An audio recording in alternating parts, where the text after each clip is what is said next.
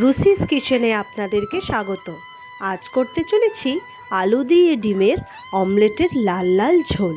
রান্নার জন্য লাগছে কেটে রাখা আলু, কুচনো পেঁয়াজ, কুচনো টমেটো, কুচনো ধনেপাতা, অল্প রসুন, অল্প আদা আর ডিম। রান্না শুরু করার আগে কড়াই আমরা গরম করে নেব।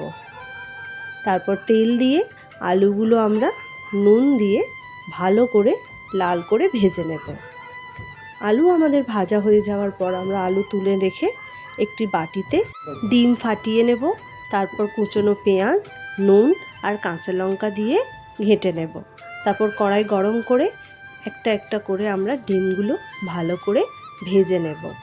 ডিম আমাদের সব ভাজা হয়ে যাওয়ার পর আবারও কড়াই গরম করে কড়াইয়ে তেল দিয়ে অল্প পাঁচফোড়ন দিয়ে নেব।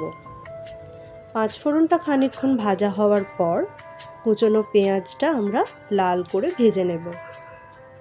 কুচনো পেঁয়াজ আমাদের ভালো করে ভাজা হয়ে গেলে আদা বাটা, রসুন বাটাটাও আমরা পেঁয়াজের সাথে ভালো করে ভেজে নেব। তারপর আমরা গুঁড়ো মশলাগুলো দিয়ে নেব। হলুদ গুঁড়ো, লঙ্কা গুঁড়ো, জিরে গুঁড়ো। তারপর কুচনো টমেটো দিয়ে ভালো করে আমরা মশলাটা কষিয়ে নেব।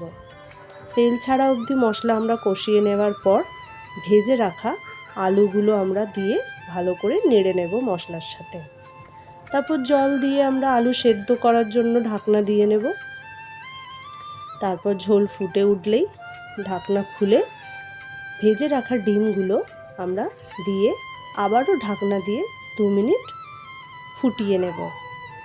তারপর ডিমগুলো আমাদের একটু নরম হয়ে যাওয়ার পর কুচনো ধনেপাতাগুলো আমরা ছড়িয়ে নেব। তারপর আলু সেদ্ধ হয়েছে কিনা দেখে নেব। তাহলেই আজকে আমাদের ডিমের ঝোল রেডি।